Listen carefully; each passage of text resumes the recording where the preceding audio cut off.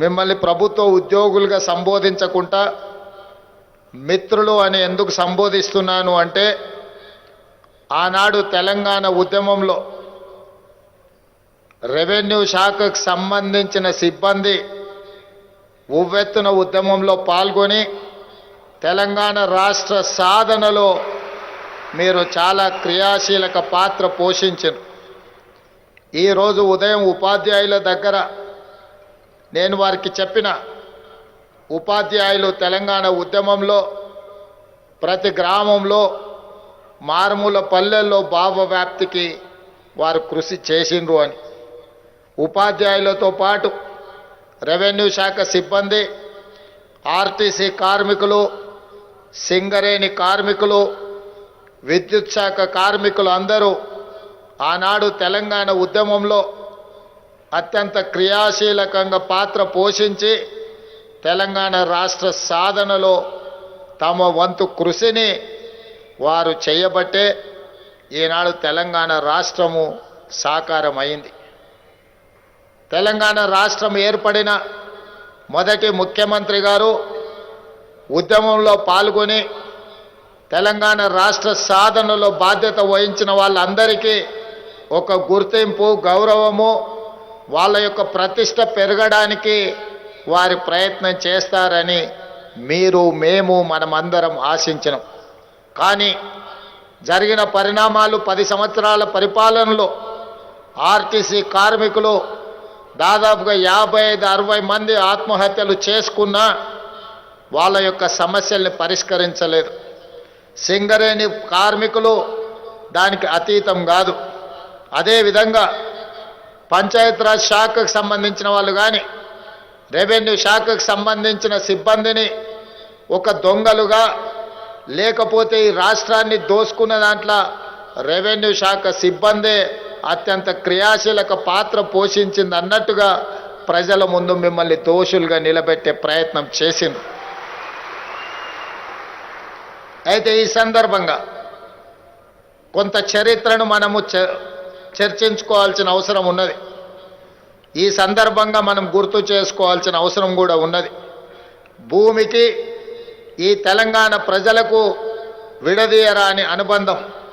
ఈ భూమి మీద జరిగిన ఏ పోరాటమైనా, ముఖ్యంగా తెలంగాణ ప్రాంతంలో జరిగిన భూ పోరాటాలన్నీ కూడా తండాలలో, గూడాలలో, మారుమూల పల్లెల్లో జరిగిన పోరాటాలన్నీ కూడా భూమి చుట్టూతోనే తిరిగినాయి.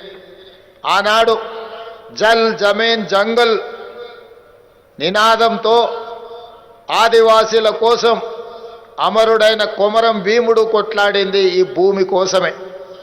ఆ తర్వాత చాకలి ఐలమ్మ కావచ్చు, దొడ్డి కొమరయ్య కావచ్చు, రావి నారాయణ రెడ్డి కావచ్చు, భూమి కోసం, భుక్తి కోసం, విముక్తి కోసం వారు ఆనాడు సాయుధ రైతాంగ పోరాటం చేసి నిజాంలను, రజాకర్లను దిగంతాలకు తరిమి కొట్టి ఈ భూమి కోసమే పోరాటాలు చేసిండ్రు. అందుకే భూమి కోసం, భుక్తి కోసం, విముక్తి కోసం జరిగిన పోరాటాలు ఈనాడు చరిత్ర పుటలలో కథలుగా మన పెద్దలు మనకు చెబుతున్నారు. అదే కాదు, ఆ తర్వాత ఉమ్మడి రాష్ట్రంలో సమైక్య పాలనలో ఆ ప్రాంతం నుంచి ఈ ప్రాంతానికి వచ్చిన వాళ్ళు మన భూమిని చెరబడుతున్నారనే తెలంగాణ ఉద్యమానికి పునాదులు పడ్డాయి.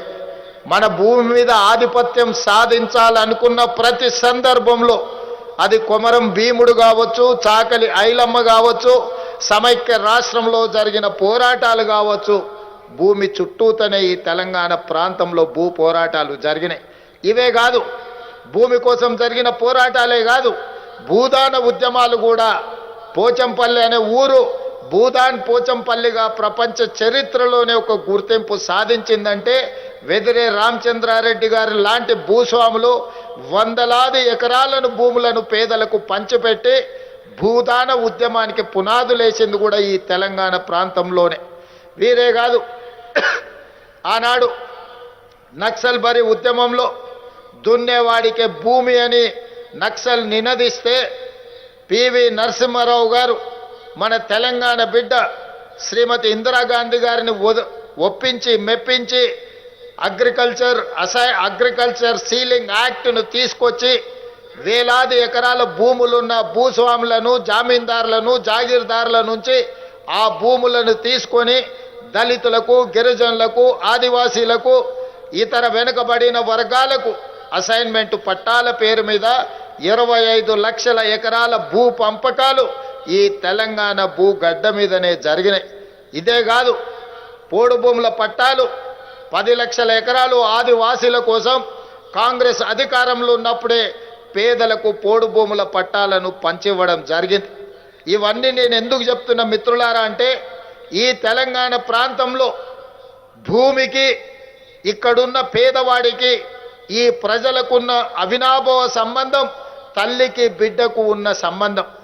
ఈ తల్లికి బిడ్డకున్న సందర్భంలో ఎవరైనా భూతల్లిని ఆక్రమించుకోవాలనుకున్నప్పుడు ఈ ప్రాంత ప్రజలు వీరోచితంగా పోరాటాలు చేసి వీరులుగా నిలబడి విజయం సాధించారు.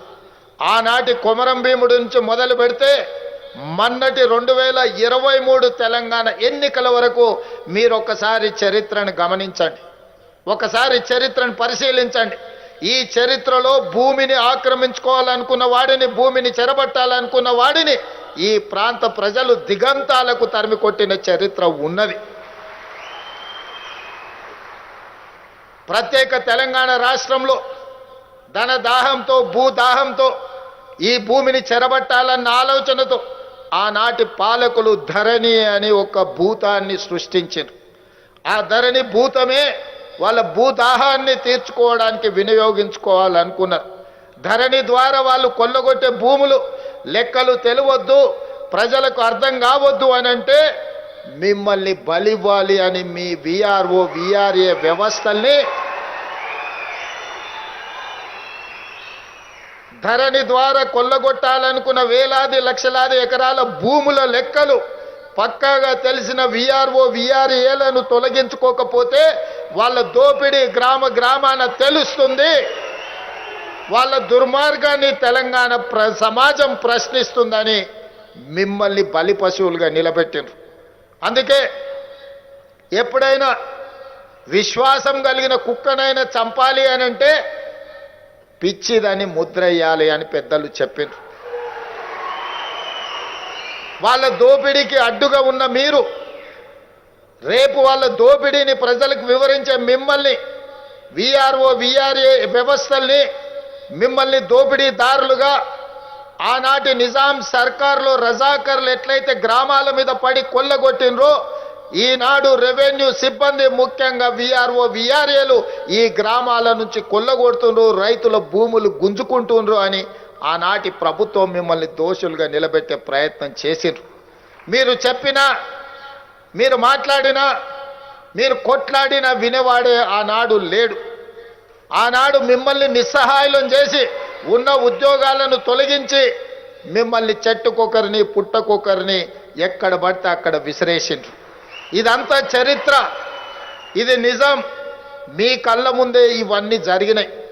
అందుకే ఆనాడు నేను పాదయాత్ర మొదలుపెట్టినప్పుడు సమ్మక్క సారలమ్మ జాతర సాక్షిగా సమ్మక్క సారలమ్మ ఆశీర్వాదం తీసుకొని సీతక్క తోడుగా పాదయాత్ర మొదలుపెట్టి వివిధ నియోజకవర్గాలు వివిధ జిల్లాలలో రైతులను కలుసుకుంటూ పేదలతో మాట్లాడుకుంటూ వాళ్ళ సమస్యలు తెలుసుకుంటూ ముందుకు వెళ్ళిన ఎవరిని కదిలిచ్చినా అది ప్రభుత్వ ఉద్యోగి అయినా ప్రైవేటు వ్యక్తి అయినా పేదవాడైనా దళితుడైనా గిరిజనుడైనా ఈ ధరణి ఒక భూతంగా మారి మమ్మల్ని పట్టి పీడిస్తుంది, ఈ కొరివి దయ్యం నుంచి మాకు విముక్తి కలిగించండి అని చెప్పి అందుకే రాహుల్ గాంధీ గారితో చెప్పించిన సిడబ్ల్యూసి సమావేశంలో తీర్మానం చేసినాం. ప్రజాపాలనలో ఇందిరమ్మ రాజ్యంలో ధరణిని బంగాళాఖాతంలో ఇసిరి వేస్తాం, దానికి ప్రత్యామ్నాయంగా చట్టాన్ని తెస్తామని ఆనాడు చెప్పడం జరిగింది. దాంట్లో భాగంగానే దీని మీద మనసు పెట్టి ఈ సమస్యను పరిష్కరించే మంత్రి నాకు తోడుగా ఉంటే ఆ సమస్యకు శాశ్వత పరిష్కారం దొరుకుతుంది అని చెప్పి శ్రీనివాసరెడ్డి గారు రెవెన్యూ శాఖ అడగలే. కానీ నేనే ఢిల్లీలో మా పెద్దలతో మాట్లాడి ముఖ్యమంత్రికి ఒక నిర్ణయం తీసుకున్నా. ఈ రెవెన్యూ శాఖకు శ్రీనివాసరెడ్డి గారిని మంత్రిగా పెట్టడం ద్వారా ఈ ధరణి అనే మహమ్మారిని వదిలించడానికి అవసరమైన ప్రణాళికలు సిద్ధం చేయాలి అని చెప్పి వారితో పాటు నిష్ణాతులైన నిపుణులతో ఒక కమిటీ వేయడం జరిగింది. చర్చించడం, విడతల వారిగా చర్చించడం, రోజుల వారిగా నెలల కొద్దీ చర్చించడం, సూచనలు తీసుకున్నాం, సలహాలు పాటించడం. చివరికి భూభారతి 2025 చట్టాన్ని తీసుకొచ్చి ఈ తెలంగాణ 4 కోట్ల ప్రజలకు అంకితం చేయడం ద్వారా ఈరోజు ధరణితో పట్టుకున్న దరిద్రాన్ని భూభారతి ద్వారా పరిష్కరించే ప్రయత్నం చేసిన మిత్రులారా, మీకందరికీ తెలుసు ఈరోజు తెలంగాణ సమాజంలో ఉన్న భూముల యొక్క సమస్యలు. ఈరోజు యజమాని పేరు రాదు, అమ్ముకున్నోడు పేరు అందులోకి వస్తుంది, లేకపోతే ఇతర సమస్యలు ఉంటాయి. ప్రజలకు అందుబాటులో ఉండే విఆర్ఓ విఆర్ఏలే కాదు, తహసీల్దారులు ఈ ప్రజలకు ప్రత్యక్షంగా అందుబాటులో ఉంటారు. గ్రామాల నుంచి పేదలు వచ్చి అడిగినప్పుడు దాన్ని పరిష్కరించే అధికారం వీళ్ళ దగ్గర నుంచి తీసేసారు. ఇది గంప గుత్తగా కలెక్టర్కు కట్టబెట్టారు. ఆ పైన కుర్చీలు ఉన్న పెద్దలు ఆ అధికారాన్ని చేతిలో ఒడిసి పట్టుకున్నారు. సమస్యకు పరిష్కారం కాదు, ఎన్నిసార్లు తిరిగినా మీరేం సమాధానం చెప్పలేరు. దాంతో మీ మీద కోపము ఆవేశంగా మారి ఇబ్రహీంపట్నంలో తహసీల్దార్నే పెట్రోల్ పోసి తగలబెట్టే పరిస్థితి వచ్చింది. మల్రెడ్డి రంగన్న నియోజకవర్గంలోనే ఈ ధరణి భూతం వల్ల అమ్ముకున్నోళ్ళు తిరిగి కొత్త రికార్డులు వచ్చినాయని ఆ భూమి ఇంకొకరికి ఒప్పందం చేస్తే జంట హత్యలు ఈ ధరణి వల్ల అదే ఇబ్రహీంపట్నం నియోజకవర్గంలో జరిగినాయి. ఇవి 1-2 ఉదాహరణలు మాత్రమే నేను చెప్పదలుచుకున్నా. సిరిసిల్లలో ఒక ఆడబిడ్డ తన రెవెన్యూ రికార్డును సర్దిద్దుకోవడానికి లంచం అడిగిందని నేను ఇవ్వలేనని చెప్పి తాలిపొట్టును తీసి ఆ అధికారి కార్యాలయానికి తగిలిచ్చి వచ్చింది. అది సహజంగా వచ్చిన సమస్య కాదు, ధరణి వల్ల వచ్చిన సమస్య. ధరణి తీసుకొచ్చిన సమస్య పేదలకు. రెవెన్యూ అధికారులు తెచ్చిన సమస్య కాదు, అది రెవెన్యూ అధికారుల సమస్య కాదు. ఆనాటి పాలకులు తీసుకొచ్చిన సమస్య, ఆనాటి పాలకులు అంటించిన వైరస్. ఆ వైరస్ పేరే ధరణి. ధరణి పేరు మీద వాళ్ళు కొల్లగొట్టిన భూముల లెక్కలు తొందరలోనే గ్రామ పాలన అధికారులుగా మీరు వచ్చిన తర్వాత తీయాలి. అందుకే అన్ని రకాలుగా ఆలోచన చేసినాం, అందరితో మాట్లాడినాం, అందరి సలహాలు సూచనలు తీసుకున్నాం. తీసుకున్న తర్వాత పేద రైతులకు ప్రభుత్వానికి ఒక వారధి ఉండాలి, సారథులుగా మీరు మారాలి అని ఈరోజు గ్రామ పాలన అధికారులను 5,000 మందిని నియమిస్తున్నాం. మిత్రులారా, ప్రభుత్వానికి పేద ప్రజలకు ఈ తెలంగాణ సమాజంలో ఉన్న దాదాపుగా 1,56,00,000 ఎకరాల భూములకు సంబంధించి, వ్యవసాయ భూములకు సంబంధించి రెవెన్యూ రికార్డులను ప్రక్షాళన చేయడమే కాదు, పారదర్శకంగా పేద రైతులకు అందుబాటులోకి తేవడమే కాదు, గతంలో జరిగిన తప్పిదాలను సరిదిద్ది ఈరోజు ప్రజలకు అందుబాటులో పెట్టవలసిన బృహత్తరమైన బాధ్యత మీ భుజ స్కంధాల మీద ఉన్నది. మిత్రులారా, ఈ భూభారతి చట్టం పకడ్బందీగా అమలు జరగాలి, పేదవాడికి న్యాయం జరగాలి అనంటే ఈ గ్రామ పాలన అధికారులు ఈరోజు ప్రజలకు అందుబాటులో ఉండాలన్న ఆలోచనతోనే ఈరోజు మా ప్రభుత్వం తిరిగి మిమ్మల్ని నియమించే ప్రక్రియకు ఈరోజు పూనుకున్నది. ఇదే కాదు, సాదా బైనామాలు ఇప్పుడే పెద్దలు శ్రీనివాసరెడ్డి గారు చెప్పారు. దాదాపుగా 8-9 లక్షల ఎకరాల సాదా బైనామాల అప్లికేషన్లు సంవత్సరాల కొద్దీ అక్కడ నిరీక్షిస్తున్నాయి. ఇవాళ మీరు బాధ్యత చేపట్టిన ఎంబడే భూభారతి సమస్యల్ని పరిష్కరించడమే కాదు, ధరణి దరిద్రాన్ని వదిలించడమే కాదు, సాదా బైనామాల్ని పేదలకు అందుబాటులోకి తీసుకొచ్చి వీటిని అమలు చేయాల్సిన బాధ్యత కూడా మీ మీదనే ఉంది. ఇక్కడే మనం జాగ్రత్తగా ఉండాలి. ఏ సమాజంలో అయినా, ఎంత గొప్ప వ్యవస్థల్లో అయినా 2%, 3%, 5% కొంతమంది చెడు వాళ్ళు ఉంటారు. అంత మాత్రాన వ్యవస్థను మొత్తాన్ని మనం తగలబెట్టుకుంటామా? ఇవాళ ఇంట్లోకి ఎలుక దూతే ఎలుకని పట్టుకుంటామా, ఇల్లు తగలబెట్టుకుంటామా? ఒక్కసారి ఆలోచన చెయ్యండి. అట్లనే ఆనాడు రెవెన్యూ శాఖలో ఎవరైనా విఆర్ఓలు, విఆర్ఏలో, తహసీల్దార్లు ఎవరైనా చిన్నదో పెద్దదో తప్పిదం చేసి ఉండొచ్చు. తప్పులు చేసే వాళ్ళను సరిదిద్దడానికి ప్రయత్నం చేయాలి, సరిదిద్దుకోమని ఒక అవకాశం ఇవ్వాలి. అయినా ఇవ్వకపోతే మన చట్టాలు ఉన్నాయి, మన విధి విధానాలు ఉన్నాయి, వాళ్ళ పట్ల మనం చర్యలు తీసుకోవడానికి. అంతేగాని సొంత ఇంటిని తగలబెట్టుకున్నట్టు ఈ వ్యవస్థను మొత్తాన్ని రద్దు చేయడం ద్వారా వాళ్ళ దొంగతనాలు కప్పిపుచ్చుకోవడానికే ప్రయత్నం జరిగింది తప్ప ఇది వ్యవస్థ వల్ల మీ రద్దు వల్ల పేదలకు న్యాయం జరగలేదు.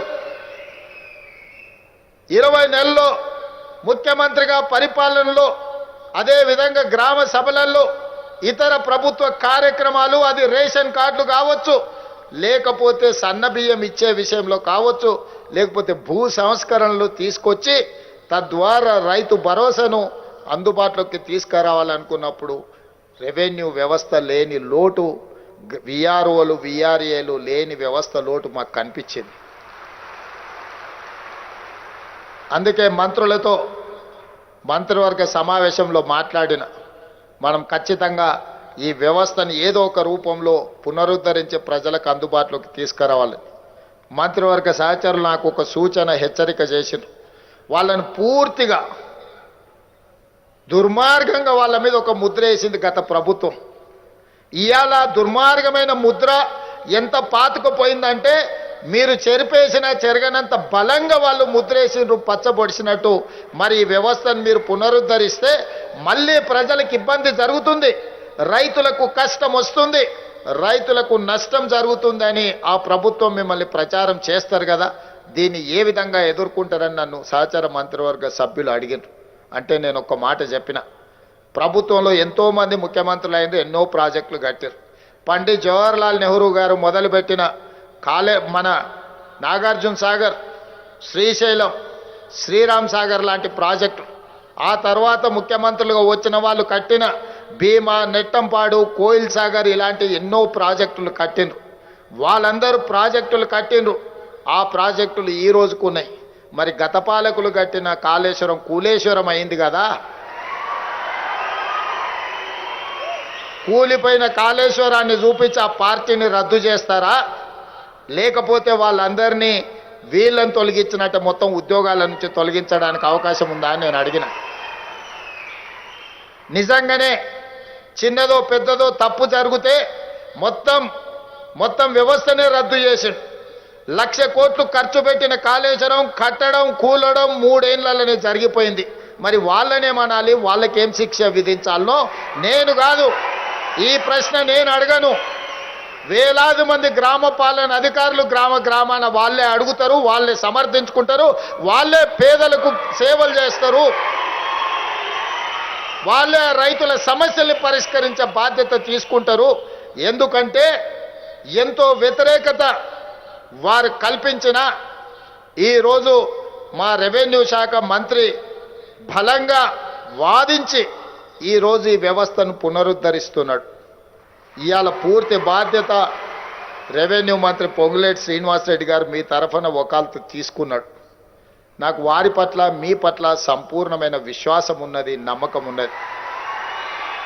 తెలంగాణ సాధనలో భాగస్వాములైన మీరు, ప్రజాపాలన అధికారంలోకి రావడానికి భాగస్వాములైన మీరు ఈ ప్రభుత్వానికి చెడ్డ పేరు వస్తే నాకు, మీకు, మీ సోదరుడు పొంగులేటి శ్రీనివాసరెడ్డి గారికి కూడా చెడ్డ పేరు కాదా? ఇవాళ అందుకే ఏ చెడ్డ పేరు రాకుండా ఖచ్చితంగా మంచి పరిపాలన అందించి భూభారతి చట్టాన్ని అమలు చేయడమే కాదు, సాదా బైనామాలను కూడా ఎక్కడ వివాదాలకు తావు లేకుండా ఖచ్చితంగా మా గ్రామ పాలన అధికారులు అమలు చేస్తారని మంత్రివర్గానికి నేను హామీ ఇచ్చిన. అందుకే మిత్రులారా, ఈ భూమితో చెలగాట మాడినోడు, ఈ భూమి మీద ఆధిపత్యం చెలాయించాలనుకున్నాడు, కొమరం భీము నుంచి మొదలు పెడితే ఈనాటి ధరణి పోర్టల్ తీసుకొచ్చిన వాళ్ళ వరకు ఎవ్వరు కూడా ఈ భూమి మీద ఆధిపత్యాన్ని సాధించలేదు. అది అసాధ్యం అని నేను ఈ సందర్భంగా తెలియజేయదలుచుకున్నా. ఏ గతి పట్టిందో నిజాం నవాబులకు, రజాకర్లకు, భూస్వాములకు, జాగీర్దారులకు, జమీందారులకు ఆనాటి సాయుధ రైతాంగ పోరాటంలో ప్రజలు ఏ విధంగా గుణపాఠం చెప్పినరో, ధరణి ముసుగులో దోపిడీకి పాల్పడాలనుకున్న వాళ్ళకు కూడా ప్రజాస్వామ్య పద్ధతిలో ఈనాడు మీరు గుణపాఠం చెప్పినరు. అందుకే ప్రజాపాలన వచ్చింది. ఇందిరమ్మ రాజ్యంలో మళ్ళీ మీ కొలువుల జాతర మొదలైంది. అందుకే ఇది మీ ఆత్మ గౌరవానికి సంబంధించిన సమస్య. ఇది ఉద్యోగం కాదు, ఇది భావోద్వేగం. మిమ్మల్ని చాలా సమాజం ముందు దోషులుగా నిలబెట్టే విధంగా చిత్రీకరించారు. ఇవాళ వాళ్ళకున్న అధికారాన్ని ఆ రోజు ఉన్న టీవీలు పేపర్లను అన్నిటిని అడ్డం పెట్టుకొని మీ మీద రోజుల కొద్దీ విష ప్రచారాలు కల్పించి మిమ్మల్ని దోషులుగా తెలంగాణ సమాజం ముందు నిలబెట్టే ప్రయత్నం చేసిండ్రు. ఒక రకంగా ఈ తప్పుడు ప్రచారం బలంగా ప్రజల మెదళ్లలో నాటుకుపోయే విధంగా ఈ విష ప్రచారాన్ని ఆనాటి పాలకులు కల్పించారు. అందుకే మిత్రులారా జాగ్రత్తగా ఉండండి. ఈరోజు సమయస్ఫూర్తితో సంవయనంతో మనం అందరం వ్యవహరించాలి.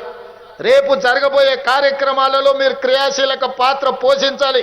గతంలో ఏదైతే మన మీద ముద్ర వేసినరో ఆ ముద్రను తొలగించుకోవడమే కాదు, ముద్ర వేసిన ఆనాటి పాలకులు తప్పుడు విధానాలు, ధరణి పేరు మీద పాల్పడ్డ దోపిడీలను ప్రజలకు వివరించే విధంగా మనందరం ఈనాడు ప్రతిజ్ఞ చెయ్యాలి.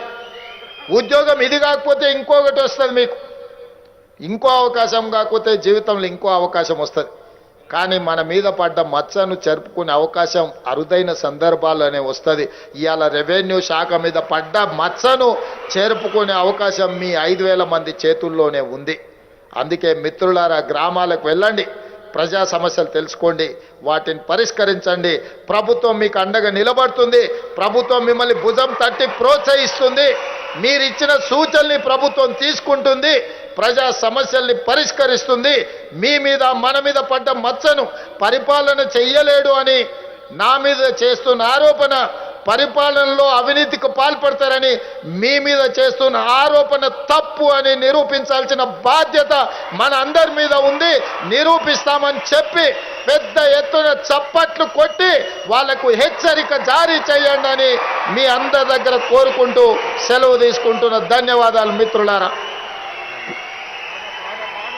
ఎంతో ఉత్సాహంగా ఆనందంగా కొలువులో పండగ, నిజంగానే పండగ అన్నంతూ స్పందిస్తున్న మీ అందరికీ ధన్యవాదాలు. ఆనరబుల్ సీఎం రేవంత్ రెడ్డి గారు ఆత్మ గౌరవాన్ని రెట్టించేలా, ఆత్మవిశ్వాసం పెంపొందించేలా కొలువుల పండుగ సంకల్పించారు. అందుకు మీరు అద్భుతమైన ఉత్సాహంగా స్పందించారు.